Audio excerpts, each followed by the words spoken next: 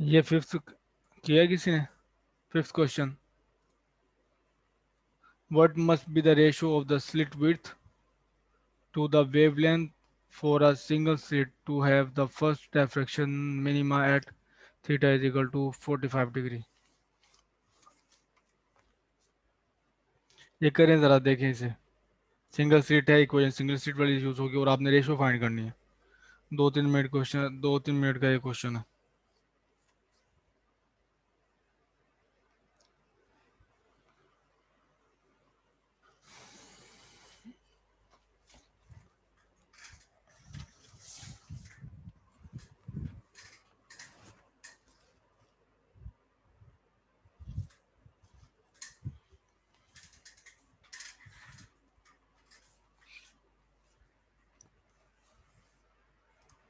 सुन रहे हैं सब?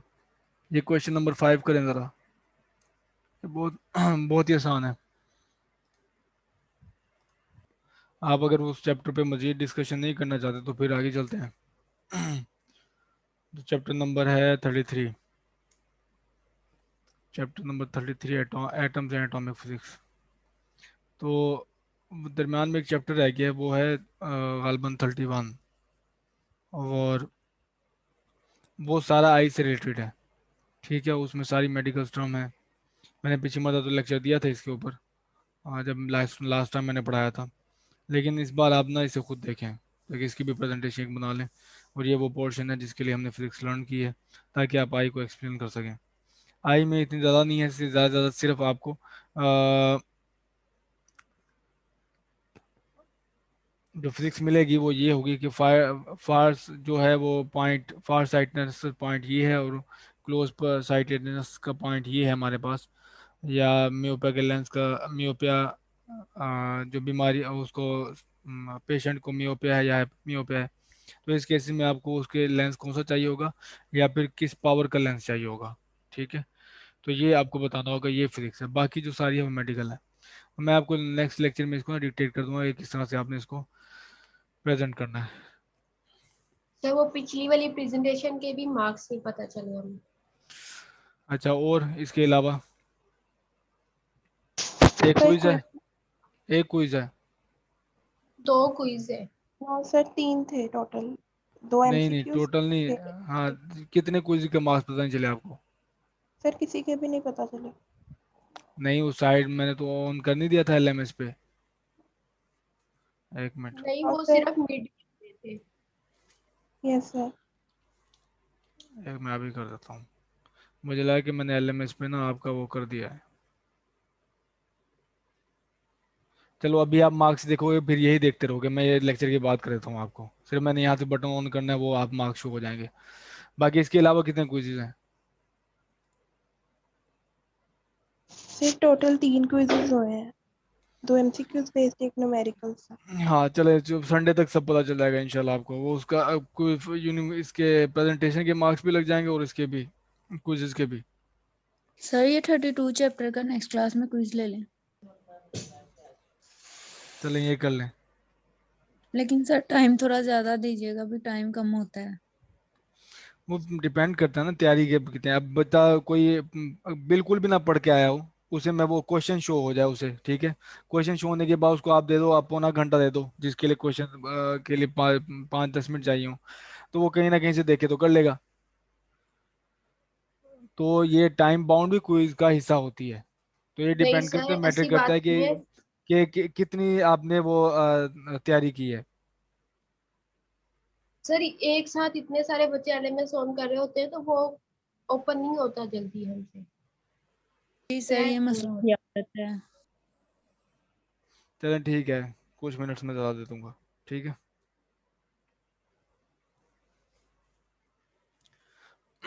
सर फिर ट्यूसडे वाली क्लास में होगा ना क्विज? हाँ, नेक्स्ट क्लास शुरू से ही है। Okay sir.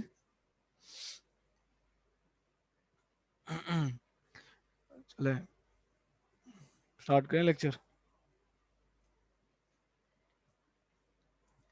Atoms and atomic physics chapter number 33 है वो। इसमें हमारे पास जो कुछ चैप्टर तक डिस्कशन रहेगी एटम्स पे, और इसमें हम शायद जो मेडिकल की एप्लीकेशन ना देखें, एटम केस में, लेकिन ये हमें ज़रूरी है न्यूक्लियर फिजिक्स को अंडरस्टैंड करने में। और न्यूक्लियर फिजिक्स में हमारे पास काफ़ी सारी जो हैं वो एप्लीकेशंस हैं, ठीक। तो ये चैप्टर जो हम स्टडी करेंगे एटम से होगा, और नेक्स्ट चैप्टर हमारा पास होगा न्यूक्लियर एंड न्यूक्लियर फिजिक्स पे। फिर हम इस चीज़ को न्यूक्लियर फिजिक्स की जो अपनी नॉलेज है उसको लेके एक्सप्लेन करेंगे, वो ionisation, radiation, production of ionisation और डोज वगैरह जो मेडिकल में यूज़ होती हैं। तो एटम्स एंड एटॉमिक फिजिक्स, और मकसद हमारा ये है चैप्टर में एक स्ट्रक्चर ऑफ एटम बताना, दूसरा basic electronic configuration of atom, और थर्ड जो होगा हम डिस्कस करेंगे बोर मॉडल ऑफ एटम। तो ये हमारा चैप्टर का टास्क है, चैप्टर का नहीं, हमारा ये लेक्चर का टास्क है। तो ये कॉन्फ़िगरेशन हमारी आगे चलती जाएगी, लेकिन बोहर मॉडल होगा वो हम आज देख लेंगे। तो बेसिक स्ट्रक्चर ऑफ एटम में हमारे पास वो है कि मोस्टली तो हमारे पास एटम में स्पेस है, और एटम के सेंटर में एक चीज़ है जिसे हम कहते हैं न्यूक्लियस है। और न्यूक्लियस में दो चीज़ें होती हैं, एक होता है प्रोटॉन और न्यूट्रॉन। प्रोटॉन हमारे पास प्रोटॉन पे चार्ज होता है पॉजिटिव, और न्यूट्रॉन पे हमारे पास चार्ज होता है न्यूट्रल होता है हमारे पास, ठीक। चार्ज क्या चीज़ है ये बेसिकली देख चुके हैं कि ये एक फंडामेंटल प्रॉपर्टी है जो कि कॉज करती है एक इलेक्ट्रोस्टैटिक फोर्स को। और इसके गिर्द हमारे पास लार्जली वो है स्पेस है, एम्प्टी स्पेस है। उसके बाद ये किसी किन्हीं दायरों में या फिर सरफेसेस में एक इलेक्ट्रॉन जो है एक ऑब्जेक्ट मूव करता है जिसे हम कहते हैं इलेक्ट्रॉन, ठीक। और चार्ज जो इलेक्ट्रॉन का जो चार्ज होता है उसकी मैग्नीट्यूड और चार्ज ऑफ प्रोटॉन जो होता है वो बिल्कुल सेम होते हैं, ठीक। लेकिन इलेक्ट्रॉन का चार्ज नेगेटिव है और प्रोटॉन का चार्ज हमारे पास है पॉजिटिव। तो एटम्स का स्ट्रक्चर हमारे पास क्या है, ये इसमें तीन फंडामेंटल चीज़ें हैं। एक है प्रोटॉन, न्यूट्रॉन जो न्यूक्लियस बनाते हैं, और उनके गिर्द हमारे पास इलेक्ट्रॉन रिवॉल्व करता है। अच्छा, किसी भी एलिमेंट की हमारे पास केमिकल प्रॉपर्टी में इंटरेस्टेड है तो हम ये देखते हैं कि उसमें नंबर ऑफ प्रोटॉन्स कितने हैं। नंबर ऑफ प्रोटॉन्स हमें बताते हैं कि उसमें नंबर ऑफ इलेक्ट्रॉन्स बेसिकली कितने हैं। Each chemical element has a unique number of protons in the nucleus. तो हमारे पास जो भी केमिकल यूनिक होगा उसकी कैसे स्पेसिफाई होगा वो नंबर ऑफ प्रोटॉन्स के न्यूक्लियस में। जैसे कि कार्बन है, कार्बन के 6 प्रोटॉन होते हैं हमारे पास और 6 इलेक्ट्रॉन होते हैं। अच्छा, ऑर्बिटल्स एंड एनर्जी लेवल्स। तो इलेक्ट्रॉन जो हमारे पास है वो फंडामेंटल एलिमेंट है, और जो बिलोंग करता है एक ग्रुप से, उस ग्रुप को कहते हैं हम लेप्टॉन्स। और ये एक आपके पास जो अगर आप देखें इसमें पार्टिकल फिजिक्स में, तो पार्टिकल फिजिक्स में हमारे पास ये ग्रुप्स में डिवाइड किए जाते हैं फंडामेंटल पार्टिकल्स को। तो ये लेप्टॉन्स एक ग्रुप है, उस ग्रुप का जो ये मेंबर है वो है जिसे हम कहते हैं इलेक्ट्रॉन। और एक और है हमारे पास वो है पॉजिट्रॉन। और पॉजिट्रॉन पे हमारे पास चार्ज बिल्कुल सेम होता है पार्टिकल पे, लेकिन उसका मैस जो होता है बिल्कुल बराबर होता है एज इलेक्ट्रॉन के। तो कोई भी चीज़ पॉजिट्रॉन है या नहीं है, आप देखोगे कि उसका मैस इलेक्ट्रॉन के बराबर है और उसका चार्ज जो है वो पॉजिटिव है, तो इसका मतलब है हमारे पास पॉजिट्रॉन है। तो इस केस में जो इलेक्ट्रॉन को हम ट्रीट करते हैं वो सिर्फ एक पार्टिकल हम ट्रीट करते हैं, एक पॉइंट पार्टिकल, ठीक है। इसकी कोई स्ट्रक्चर नहीं है, स्ट्रक्चरलेस ऑब्जेक्ट है। तो जो पॉइंट पार्टिकल होगा हमारे पास इस केस में, सॉरी, जो इलेक्ट्रॉन है हमारे पास वो पॉइंट पार्टिकल है, इसका ऐसा कोई हमारे पास स्ट्रक्चर मौजूद नहीं है। अच्छा, अब हम कहते हैं बाउंड स्टेट। जैसे मैंने बताया ऑर्बिटल्स हैं, एनर्जी लेवल्स हैं हमारे पास। ऑर्बिटल को पहले मैं डिफाइन कर दूं। ऑर्बिटल हम कहते हैं कि एक ऑब्जेक्ट का पाथ है ये, ठीक है। जो पाथ बना है उसका उस पर इंफ्लुएंस ऑफ सेंट्रल पोटेंशियल की वजह से, ठीक है। कि हमारे पास सेंट्रल पोटेंशियल कहते हैं बेसिकली जो पोटेंशियल आर पे डिपेंडेंट हो। तो अगर ये कोई ऑब्जेक्ट है और उसका जो पोटेंशियल है, उसकी जो अट्रैक्टिव फोर्स है टूवर्ड्स सेंटर है, तो ये सेंटर पोटेंशियल होता है। तो इस सेंटर पोटेंशियल में अगर हमारे पास एक ऑब्जेक्ट आ जाए, उस पर सेंटर पोटेंशियल एक्ट करने लगे, तो जो पाथ बनाएगा हमारे पास ऑब्जेक्ट उसे हम कहते हैं ऑर्बिटल, ठीक है। जिस तरह हमारे पास एक अर्थ और सन है, सन की वजह से हमारे पास जो वो होता है सेंट्रल पोटेंशियल होता है, उस सेंट्रल पोटेंशियल में जो पाथ होता है हमारे पास अर्थ का, हम उसे कहते हैं ऑर्बिटल, ठीक। वो उस केस में हमारे पास ग्रेविटेशन पोटेंशियल होता है। तो अगर हमारे पास इसी तरह कोई दरम्यान में वो न्यूक्लियस रखा हुआ है और न्यूक्लियस के गिर्द हमारे पास जो पाथ बनाएगा ये इलेक्ट्रॉन इसके इन्फ्लुएंस में आके, वो तो इसे हम कहते हैं कि ये जो इलेक्ट्रॉन की बाउंड स्टेट है, कि इलेक्ट्रॉन यहाँ से फ्री मूव नहीं कर सकता, कहीं और नहीं जा सकता, ठीक है। तो इसको हम कहते हैं bound state. Electron under the influence of nucleus, और ये बेसिकली क्या है, इसको टेक्निकल टर्म में आप क्या कहेंगे कि इलेक्ट्रॉन है under the influence of nucleus है, तो ये इसके इन्फ्लुएंस से निकल नहीं सकता। अच्छा, अब अगर आपने इसको इलेक्ट्रॉन को इसके इन्फ्लुएंस से निकालना है तो आपको इसको एनर्जी प्रोवाइड करनी पड़ेगी, ठीक है। जिस तरह हमारे पास किसी आपने देखा होगा कि अगर एक आयोनाइजेशन का एक तरीकाकार ये होता है जो आपने इंटर या मैट्रिक में पढ़ा होगा कि आप इसको हीट अप करें, ठीक है। हीट अप जब आप करते हैं तो इलेक्ट्रॉन को ऑर्बिट में उसकी एनर्जी प्रोवाइड करते हैं, जो एनर्जी प्रोवाइड करेंगे तो वो यहाँ से स्ट्रक हो जाएगा। तो बेसिक इसमें आइडिया ये है कि इलेक्ट्रॉन को आपको एनर्जी देनी पड़ेगी या उसके ऊपर वर्क करना पड़ेगा, तो फिर ये जो होगा इलेक्ट्रॉन बाहर निकलेगा यहाँ से। और जबकि हमें पता है कि इलेक्ट्रॉन जो होगा फ्री इलेक्ट्रॉन, उसकी काइनेटिक एनर्जी जीरो भी हो सकती है, ठीक है। काइनेटिक एनर्जी उसकी जीरो भी हो सकती है और उसकी पोटेंशियल एनर्जी भी जीरो हो सकती है अगर वो स्पेस में हमारे पास कहीं दूर है। काइनेटिक एनर्जी तभी जीरो होगी जब वो स्टेशनरी है, और पोटेंशियल एनर्जी की हमारे पास वो किसी के इन्फ्लुएंस में नहीं है। तो फ्री इलेक्ट्रॉन हमारे पास उसकी टोटल एनर्जी जीरो हो सकती है। तो इसका मतलब ये है कि जो बाउंड इलेक्ट्रॉन है इसकी एनर्जी से कम है, क्योंकि आपको इसको एनर्जी प्रोवाइड करनी पड़ेगी तब जाके फ्री इलेक्ट्रॉन बनेगा स्पेस में। बाउंड इलेक्ट्रॉन को आपको एनर्जी प्रोवाइड करनी पड़ेगी फिर जाके ये फ्री इलेक्ट्रॉन बनेगा, और फ्री इलेक्ट्रॉन की हमारे पास एनर्जी जीरो भी हो सकती है। इसका मतलब ये है कि बाउंड इलेक्ट्रॉन की एनर्जी नेगेटिव होनी चाहिए, नेगेटिव होगी, ठीक है। आप समझ रहे हैं ना बात, कि आपने पहले कोई लेट से ये आपने पॉजिटिव एनर्जी दी इसको, ठीक है, उसके बाद जाके ये इसकी एनर्जी बनी है टोटल जीरो, ठीक है। टोटल एनर्जी जीरो पे आपके 4 लेट से 4 जाउल देने के बाद ये इसके इलेक्ट्रॉन आपने इसको फ्री किया और फ्री इलेक्ट्रॉन की यहाँ पे एनर्जी जीरो है। तो इसका मतलब ये है कि इसकी पहली एनर्जी क्या थी, -4 थी जब ये बाउंड था, ठीक है। तो बाउंड इलेक्ट्रॉन्स की एनर्जी हमारे पास क्या होगी, वो नेगेटिव होगी, और आप इस वजह से देखोगे कि नेगेटिव एनर्जी हमारे पास अपेयर होगी। जब क्वांटाइजेशन है इसमें एक टर्म, और वो ये है कि आपके पास हर इलेक्ट्रॉन का एक स्पेसिफिक जो इलेक्ट्रॉन न्यूक्लियस से गिर्द एनर्जी लेवल्स होते हैं, ठीक है। कंटिन्यूस स्पेक्ट्रम नहीं होता हमारे पास, एनर्जी लेवल्स मौजूद होते हैं। तो हर एनर्जी लेवल की एक जो है वो एनर्जी होती है, ठीक है, स्पेसिफिक एनर्जी होती है। तो आपको अगर ये मैंने इसमें एनर्जी दिखाई हुई है, तो अगर आपने इसको इलेक्ट्रॉन को 2 से 3 में भेजना है, इस एनर्जी लेवल 2 से 3 में आपने सेंड करना है, तो आपको उतनी जितना ये गैप है एनर्जी का उतना आपको प्रोवाइड करना पड़ेगा। लेट्स से 5 जाउल है, तो आपको 5 जाउल प्रोवाइड करना पड़ेगा तभी जाके ये 2 से 3 में जंप होगा। आप 4 जाउल प्रोवाइड करेंगे, 4.5 जाउल प्रोवाइड करेंगे, ये बिल्कुल भी ऊपर मूव नहीं होगा। तो जब तक ये एक पर्टिकुलर पैकेट ऑफ एनर्जीज को नहीं मिलता तब तक आपके पास इलेक्ट्रॉन एक एनर्जी लेवल से दूसरे एनर्जी लेवल में नहीं मूव होगा, ठीक है। तो आपके पास इस वजह से अलाउड एनर्जीज, यानी कि अलाउड एनर्जीज जो इलेक्ट्रॉन एक एटम एब्जॉर्ब कर सकता है वो कौन सी हैं, जितने अलाउड एनर्जी लेवल्स हैं, ठीक है। अगर आपके पास यहाँ पे लेट से इसमें गैप है जैसे मैंने बताया 5 जाउल है, ठीक है, और आप बता देते हैं इसे 4 जाउल देते हैं, ठीक। 4 जाउल आप इसको एनर्जी दें, तो वो बिल्कुल भी एब्जॉर्ब नहीं करेगा, इलेक्ट्रॉन एब्जॉर्ब नहीं करेगा, ठीक है। तो जब एब्जॉर्ब नहीं करेगा तो वो बिल्कुल जो एनर्जी है वो चली जाएगी, उसके लिए समझ लें कि पूरा ये ट्रांसपेरेंट बिहेव करेगा। लेकिन जैसे आप 5 जॉल देंगे तो ये एब्जॉर्ब करके ऊपर चले जाएगा। इस वजह से जो अलाउड एनर्जीज जो ये एब्जॉर्ब कर लेता है, जिन पे रिस्पॉन्ड कर रहा है, वो हमारे पास वही है, वो जो कि अलाउड एनर्जी लेवल्स हैं, यानी कि जिनके जो इनके दिमाग में गैप है, तो उतनी एनर्जी ये आपके पास एब्जॉर्ब करेगा या इमिट करेगा।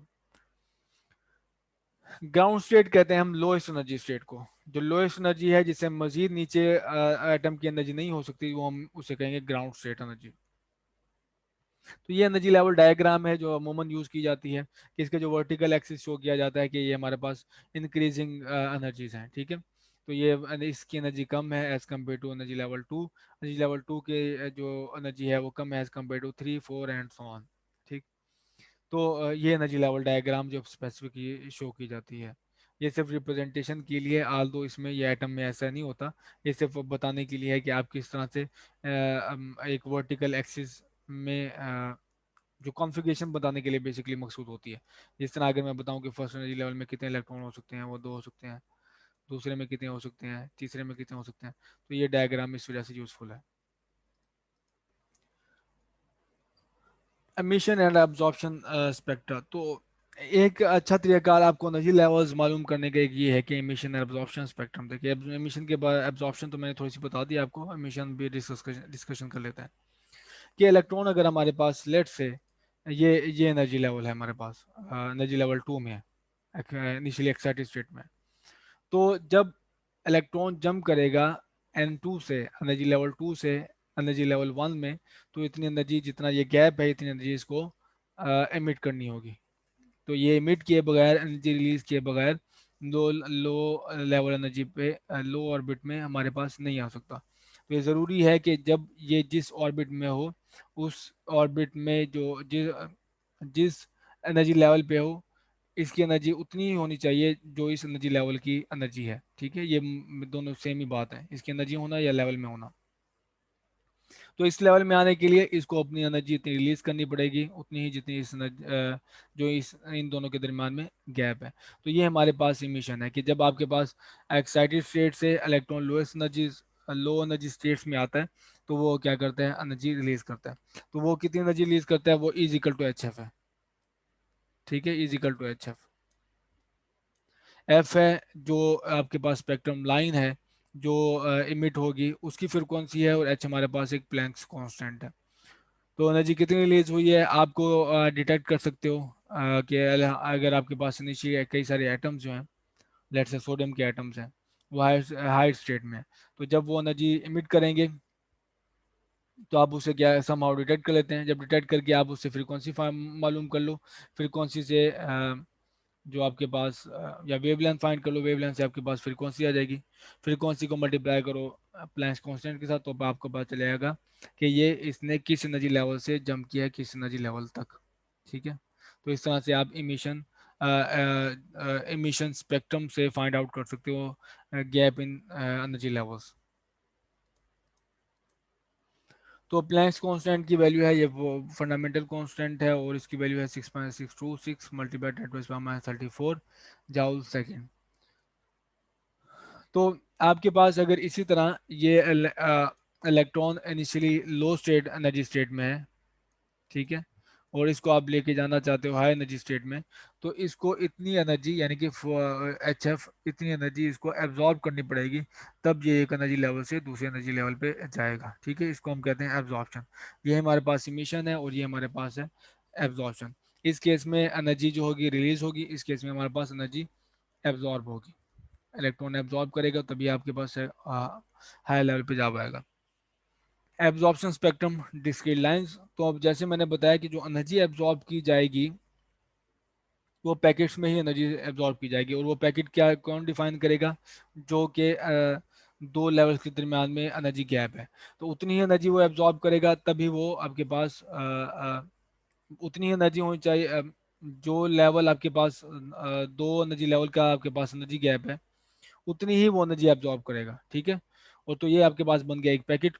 और जो इस पर्टिकुलर एनर्जी जो एब्जॉर्ब कर रहा है, वो हमारे पास बनाएंगे डिस्क्रीट लाइंस।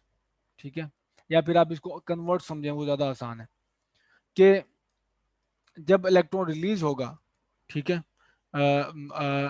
हाई लेवल से, सॉरी, जब जंप करेगा हाई लेवल से लो लेवल पे, N2 है और N1 पे ये जंप करता है, तो ये पर्टिकुलर एनर्जी की ही जो वे वो होंगी, लाइंस होंगी, वो इमिट करेगा। ठीक है, तो वो है जो पर्टिकुलर एनर्जी लेवल्स की आपके पास लाइंस होंगी, उसकी एनर्जी भी स्पेसिफिक होगी। तो ये हमारे पास यहाँ पे आती है।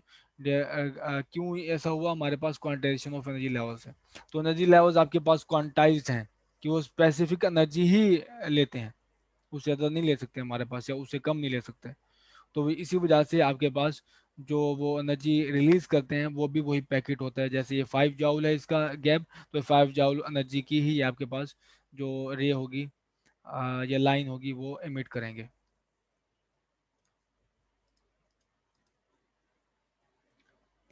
Circular orbits and quantization. तो इससे पहले क्वेश्चन देख लें अगर आपके पास कोई है। द बोहर मॉडल है ये बेसिकली, बोहर मॉडल बाद में एक्सप्लेन करते हैं।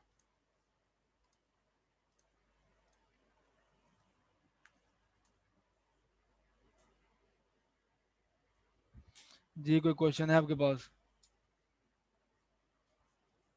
हम्म।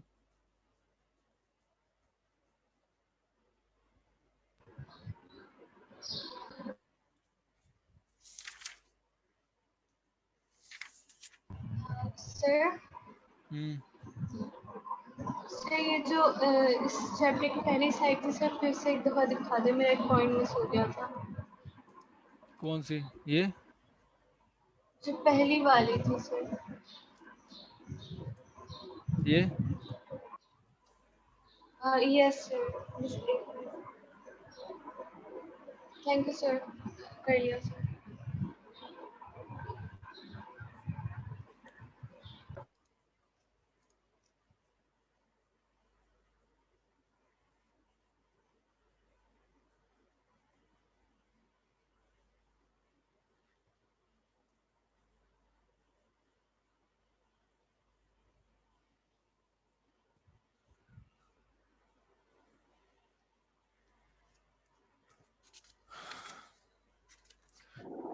हाँ, किसी ने कोई डिस्कशन नहीं करनी इसके ऊपर?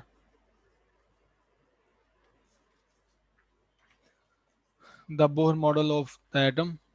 तो इसमें पहला जो टॉपिक है हमारे पास वो है सर्कुलर ऑर्बिट्स एंड क्वांटाइजेशन। तो जिस चीज़ में हम इंटरेस्टेड हैं वो एक एक्सप्लेनेशन है। वो एक्सप्लेनेशन क्या है? मिशन एंड एब्जॉर्प्शन जो स्पेक्ट्रम है, कि अगर आप डिटेक्ट करते हो लैब में मिशन और एब्जॉर्प्शन, आपके पास स्पेक्ट्रम आया था कि आप ना किसी पर्टिकुलर एलिमेंट को, लेट से सोडियम, सोडियम को आप कर देते हैं, हीट अप कर देते हैं, या उसको उसमें जो एटम्स में इलेक्ट्रॉन्स हैं उनको एक्साइट कर देता है। एक्साइट करने के बाद जब वो डी एक्साइट होते हैं तो आप देखते हैं कि वो कौन सी एनर्जी जो है वो लाइंस को एमिट करते हैं। तो आपके पास ये क्या आ गया? इमिशन स्पेक्ट्रम आ गया। तो हम ये चाहते हैं उन एमिशन स्पेक्ट्रम को जो हमने लैब में डिटेक्ट किए हैं उनको रिप्रेजेंट करें in terms of quantization of energy levels. तो किस तरह से हम एक्सप्लेन कर सकते हैं मिशन एब्जॉर्प्शन स्पेक्ट्रम को in terms of quantization of energy levels? ठीक है। तो इसके लिए हमारे पास मॉडल डेवलप किया था ये 20वीं सेंचुरी में, जो डेनिश फिजिसिस्ट था नील बोहर। ठीक है। तो ये मॉडल हमारे पास बेस्ट नहीं है, लेकिन कुछ चीज़ों के ये हमारे पास आंसर ज़रूर देता है। और एक हमारे पास रफली एटम का हमें स्ट्रक्चर बताता है। तो Bohr model, how wave nature affects atomic structure, electron could have particular values of. तो ये हमारे पास जो इसने आर्ग्यू किया था, एक जो पास्टुलेट हमारे पास दी थी कि आपके पास जो जो इलेक्ट्रॉन होगा अराउंड न्यूक्लियस, उसका जो एंगुलर मोमेंटम है कैपिटल एल, वो इज इक्वल टू हमारे पास है एम वी आर, और एम हमारे पास कैपिटल एल, इस केस में हमारे पास क्वांटाइज्ड एंगुलर मोमेंटम है। वो कैसे है वो देख लें। ठीक है। तो एंगुलर मोमेंटम की डेफिनेशन बेसिकली ये है, एंगुलर मोमेंटम हो से L is equal to R cross P. ठीक है। तो ये वेक्टर नोटेशन में आपको पास में जाना चाहता मैं, तो ये हमारे पास आ जाएगा अगर मोमेंटम और आर एक दूसरे के ऊपर परपेंडिकुलर है। अगर हमारे पास जो ऑर्बिट है सर्कुलर है तो ये परपेंडिकुलर होंगे। तो निश्चित हमारे पास असम्पशन है कि ये ऑर्बिटल क्या सर्कुलर है। तो इस केस में हमारे पास क्या एंगुलर मोमेंटम बच जाता है एम वी आर या R M V. M V हमारे पास मोमेंटम है और आर हमारे पास पोजीशन और रेडियस है ऑर्बिट का। ठीक है। तो बोहर ने ये आर्ग्यू किया था वो ये कि अलाउड वैल्यू सजेस्टेड बाय, कि जो अलाउड वैल्यूज हैं मोमेंटम की वो क्वांटाइज्ड है। ठीक है। और वो क्या है? एल एन, एन हमारे पास वो नंबर है, is equal to N H और टू पाई, और is equal to N H है। ठीक है। एन एच कट है। तो इस केस में हमारे पास जो h है वो प्लैंक्स कांस्टेंट है, और h कट हमारे पास रिड्यूस्ड प्लैंक्स कांस्टेंट है। तो h कट की वैल्यू होती है h ओवर टू पाई। तो बेसिक हमारे पास फंडामेंटल चीज़ क्या है? फंडामेंटल क्वांटिटी हमने डिफाइन किया एंगुलर मोमेंटम, और एंगुलर मोमेंटम हमारे पास है वो क्वांटाइज्ड है। कि क्वांटाइज का मतलब है उसकी सर्टेन अलाउड वैल्यूज हो सकती हैं, और हर हर वैल्यू उसकी अलाउड वैल्यू नहीं है, बल्कि उसकी सर्टेन अलाउड वैल्यूज है। कि लेट से हमारे पास एंगुलर मोमेंटम 0 हो सकता है, 1 हो सकता है, 1 एच कट हो सकता है, 2 एच कट हो सकता है, 3 एच कट हो सकता है, 4 एच कट हो सकता है, लेकिन 0.5 एच कट नहीं हो सकता, 0.4 एच कट या 4.5 एच कट हमारे पास एंगुलर मोमेंटम नहीं हो सकता। तो ये हमारे पास क्वांटाइजेशन है। तो फंडामेंटली यानी कि बोहर ने स्टार्टिंग पॉइंट क्या लिया हमारे पास, ये कि एंगुलर मोमेंटम है जो इलेक्ट्रॉन अगर न्यूक्लियस के गिर्द ऑर्बिट कर रहा है, या एटम में जो इलेक्ट्रॉन होता है उसका एंगुलर मोमेंटम क्वांटाइज्ड है। उसकी सर्टेन अलाउड वैल्यूज हैं, हर वैल्यू उसकी अलाउड नहीं है।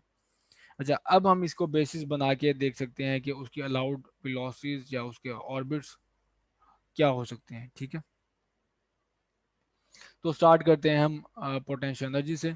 तो पोटेंशियल एनर्जी का फार्मूला आपको पता है, वो होता है के, इसमें कूलम्स कांस्टेंट है, वो है के Q1 Q2 divide by distance, और इस केस में आर है, तो ये हमारे पास होती है पोटेंशियल एनर्जी।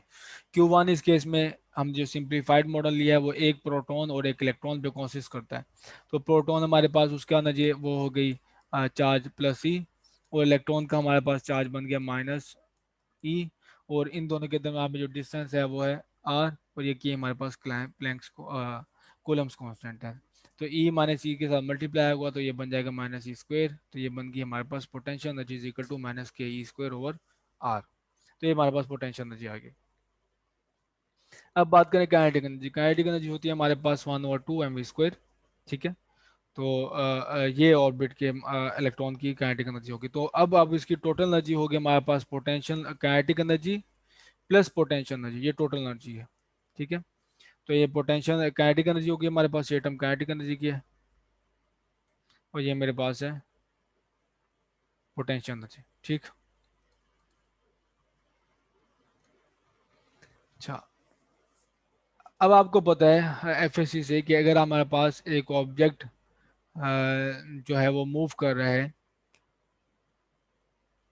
हमारे पास अगर ऑब्जेक्ट अराउंड न्यूक्लियस मूव कर रहा है, तो फिर उसकी जो एक उस पर एक फोर्स एक्ट करती है जिसे हम कहते हैं सेंट्रीपिटल फोर्स। ठीक है,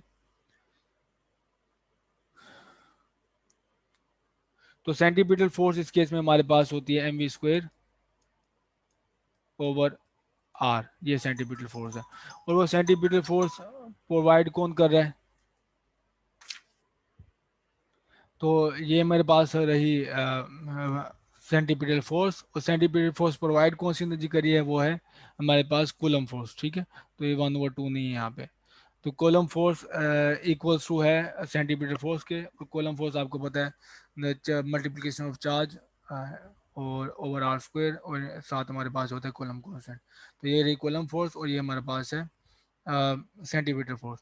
तो यहाँ से आप कुछ टर्म कैंसिल आउट हो जाएंगे, जैसे आर स्क्वायर है, आर स्क्वायर कैंसिल आउट होके आप पास mv² का एक्सप्रेशन मिल जाएगा इन इन के ई स्क्वायर ओवर आर। तो ये रहा मेरे पास mv²। तो अब इस mv² को मैं यहाँ पे पुट कर दूंगा, यहाँ पे इस जगह पे। ठीक है, mv² के अंदर मुझे वैल्यू क्या मिल गई, वो है के स्क्वायर ओवर आर। तो इधर मैंने वैल्यू पुट कर दी इसकी, mv² की जगह पे ये वैल्यू आ गई के स्क्वायर ओवर आर। तो 1/2 के स्क्वायर ओवर आर माइनस के स्क्वायर ओवर आर। तो हमारे पास रिजल्टिंग क्या आई वैल्यू, -1/2 के स्क्वायर ओवर आर। तो ये है टोटल एनर्जी इलेक्ट्रॉन की जब वो ऑर्बिट कर रहा है अराउंड न्यूक्लियस। ठीक है, तो अब मैंने आपको पहले बताया था कि एनर्जी हमारे पास जो बाउंड स्टेट की आनी चाहिए नेगेटिव, और वो हमारे पास ये देखिए नेगेटिव आ रही है। अच्छा, एक और चीज़ कि हम इस रिलेशन से, इस वाले रिलेशन से एक और चीज़ भी ड्राइव कर सकते हैं, वो है कि इलेक्ट्रॉन की स्पीड क्या होगी।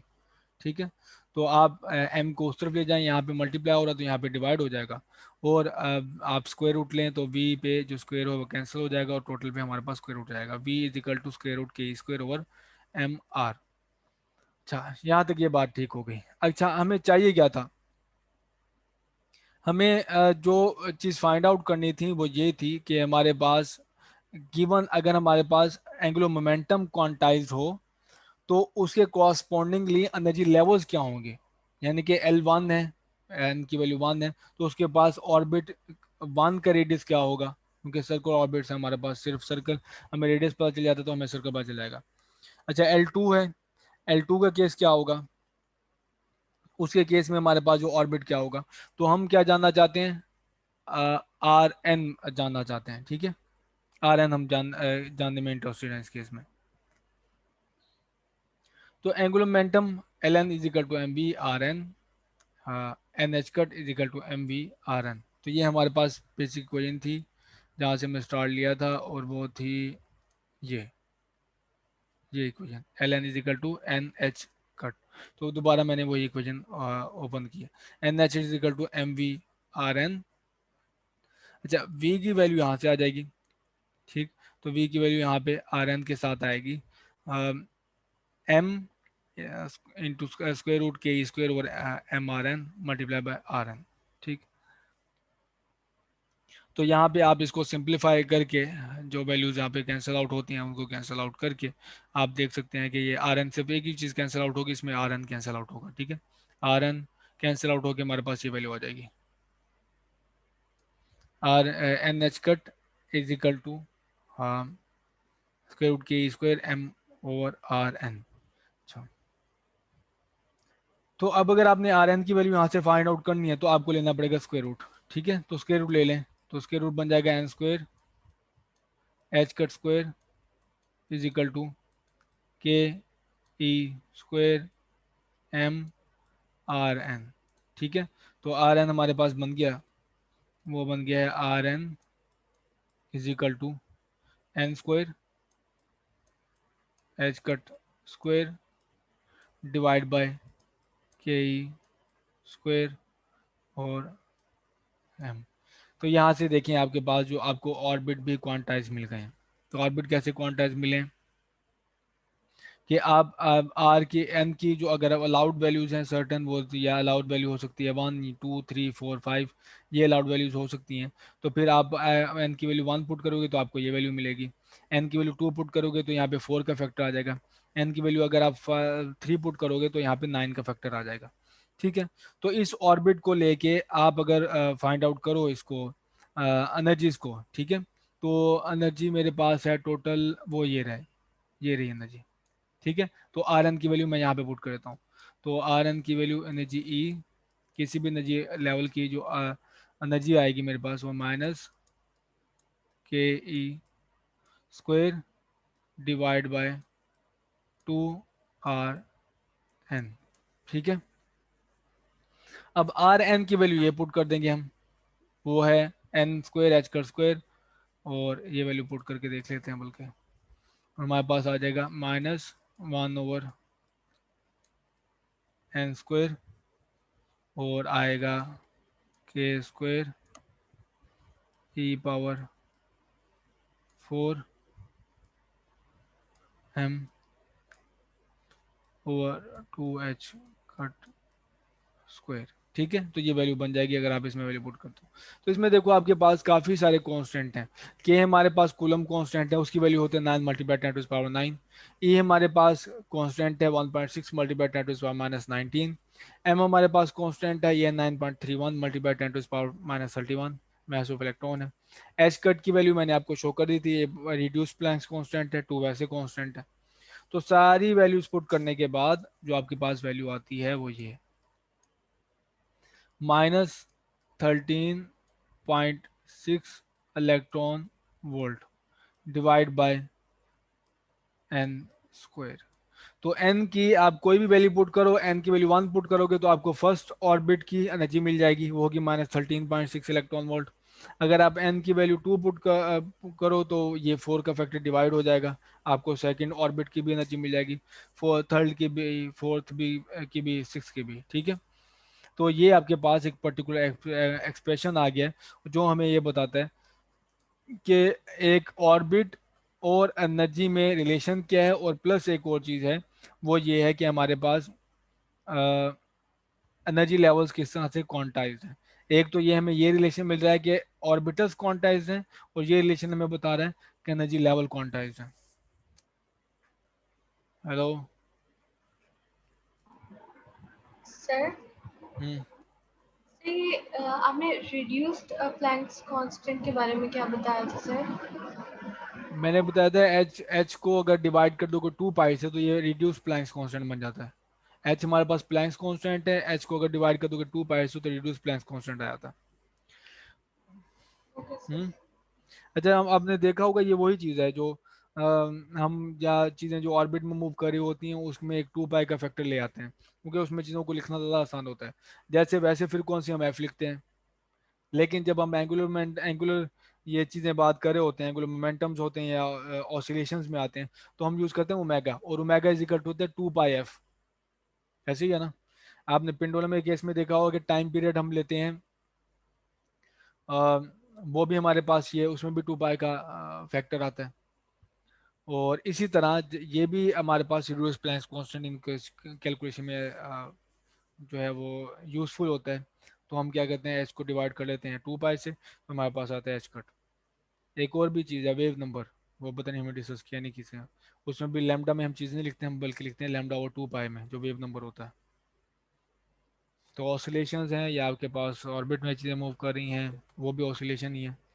तो उस केस में हमारे पास 2 पाई का जो फैक्टर इंट्रोड्यूस करके एक नई टर्म्स या नया फैक्टर इंट्रोड्यूस करते हैं, जिसको डील करना, लिखना और लेके चलना ज़्यादा आसान होता है।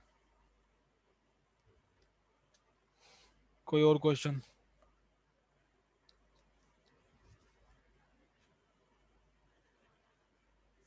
हम्म। नहीं। No sir. अच्छा,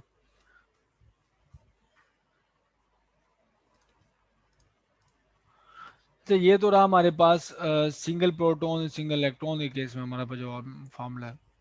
तो अगर हमारे पास न्यूक्लियस है, ठीक है, और उसका ना सिर्फ एक चार्ज नहीं है, उसमें नंबर कई काफ़ी सारे प्रोटॉन्स हैं, और जेड अगर हमारे पास जेड इज इक्वल टू है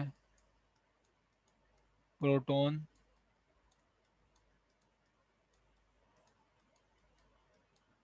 प्रोटॉन नंबर, ठीक है, जेड अगर हमारे पास प्रोटॉन नंबर, तो फिर इसके जो एनर्जी लेवल फिर भी आप हासिल कर सकते हैं, वो आएंगे यूं। E N is equal to होगा -13.6 इलेक्ट्रॉन वोल्ट, और यहाँ पे आ जाएगा ई स्क्वायर की जगह पे आ जाएगा Z square divide by N square. तो ये होगा किसी भी प्रोटॉन्स नंबर्स के लिए, तो ये आप फॉर्मूला यूज़ करते हैं। तो इसको थोड़ा सा अगर मैं एक्सप्लेन करना चाहूँ तो कुछ इस तरह से होगा, for cases other than hydrogen this formula needs to be slightly modified for a helium ion the two charges involve the electron and nucleus now have charges +2e and -e। तो ये एक मेरी चीज़ याद रखिए, किसी भी वो उसके लिए नहीं है, किसी भी एटम के लिए नहीं है, ये हमारे पास हो कि इलेक्ट्रॉन एक हो, उसके अंदर जो है ना कि नंबर चार्जेस जो होंगे वो होंगे, ज़्यादा होंगे। जिस तरह हमारे पास हीलियम आयन है, हीलियम आयन का जो आउटर इलेक्ट्रॉन जो रिवॉल्व कर रहा होगा वो एक ही होगा, और अंदर न्यूक्लियस में चार्जेस कितने होंगे प्रोटॉन, वो 2 हो जाएंगे, ठीक है। हीलियम के दो इलेक्ट्रॉन होते हैं, 2 प्रोटॉन होते हैं, तो अगर आप उसका एक इलेक्ट्रॉन निकाल लें तो वो हीलियम आयन बन जाता है। तो वो हमारे पास उसको आप जो उसके एनर्जी लेवल जो है ना, आप इस फार्मूला से हासिल कर सकते हैं। चलो फिर एक एक्सरसाइज करो, मजीद आगे पढ़ने से बेहतर है कि आप एक्सरसाइज करो। मैंने पढ़ाना है, मैं तो पूरा चैप्टर खत्म कर दूंगा जो 15 मिनट में, और तो आप ये काम कर लो। एक ये फैक्टर,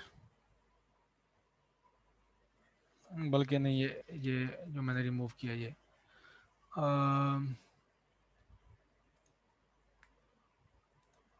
तो आपने ये करना है, ये फार्मूला वगैरह ये यूज़ करके, और ये फार्मूलाज आपके पास हैं, और एक ये फार्मूला है, ठीक है। आपने ये बताना है कि इलेक्ट्रॉन अगर हाइड्रोजन एटम का जो फर्स्ट इलेक्ट्रॉन अगर फर्स्ट ऑर्बिट में हो तो उसका ऑर्बिट का रेडियस क्या है,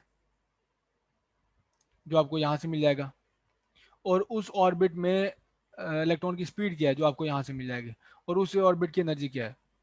फर्स्ट की बताओ और सेकंड की बताओ, सिर्फ वैल्यूज पुट करनी है। क्या आपने बताना है, फर्स्ट ऑर्बिट में अगर इलेक्ट्रॉन है तो उसका रेडियस क्या है, उसकी स्पीड क्या है, उसकी एनर्जी क्या है, और अगर सेकंड में है तो उस केस में हमारे पास उसकी रेडियस क्या है, उसका स्पीड क्या है, उसकी एनर्जी क्या है। चलें शाबाश करें। नंबर ही पुट करना है, ये देखें के नंबर पुट करोगे, ई पुट करोगे, एम पुट करोगे, आर एन की वैल्यू यहाँ से ले लो।